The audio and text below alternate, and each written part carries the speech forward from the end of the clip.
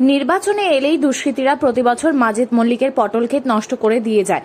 যে কোনো নির্বাচন এলেই ঘুম ছুটে যায় এক চাষির। বছরের পর বছর একই ঘটনা ঘটে বারবার। আদৌ কোনো কুলকিনারা পাওয়া যায় না কারা এরকম কাজ সংগঠিত করেছে। এই ঘটনার পেছনে রয়েছে কোনো অভিসন্ধি উদ্ধার করতে পারেনি পুলিশও।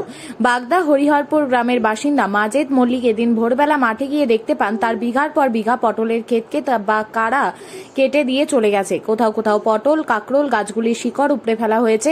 এরকম ঘটনায় শুধু এবার নয়, বিগত 7 থেকে 8 বছর ধরে নির্বাচন এলেই ঘটে। দুষ্কৃতীরা প্রতিহিংসা পরায়ণ হয়ে মাজেদ মল্লিকের চাষের ক্ষেত নষ্ট করে দিয়ে যায়। কোনো রাজনৈতিক অভিসন্ধি আছে কিনা তাও বোঝা যাচ্ছে না বলে জানান স্থানীয় বাসিন্দারা। উল্লেখ্য, মাজেদ মল্লিক বাগদা গ্রাম পঞ্চায়েতে কি হয়েছে আপনাদের এইখানে? এই যে আমাদের গ্রামে প্রাক্তন মেম্বার সিপিএম এর ছিল দীর্ঘদিন ধরে, এবং এখানে প্রতিহিংসার কারণে প্রত্যেক বছর এনাকে পটল কেটে দেওয়া হয়, আর এবার অন্যান্য সবজিও কেটে দেওয়া হয়। আমরা ইলেকশনের আগে করেই এই জিনিসটাকে আমরা দেখছি খেয়াল করে। এই কাজটা কি প্রত্যেক বছর হয়? প্রত্যেক বছরই কাটছে। কত বছর ধরে এখন? তা 7-8 বছর ধরে কাটছে। আপনি কি পার্টি বুঝতে পারেন আমি তৃণমূল করি।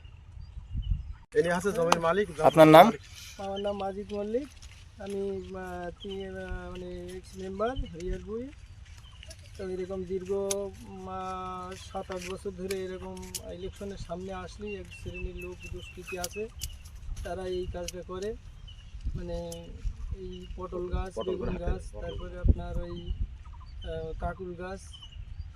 আজকে যেমন আমি সকালে মাঠে এসে দেখলাম যে প্রথমে ওষুধ দিচ্ছিলাম, ওষুধ দেওয়ার পর তারপরে দেখলাম যে একটা গাছ ছিঁড়া আছে।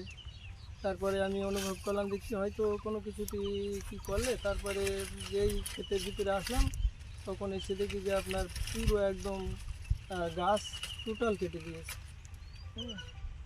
কত বছর ধরে এরকম হচ্ছে? এরকম আপনার কাটছে 8 থেকে 9 বছর। এই ভোটের সময় এরকম হয়? ভোটের আগেই আসলে এই গাছটা করে।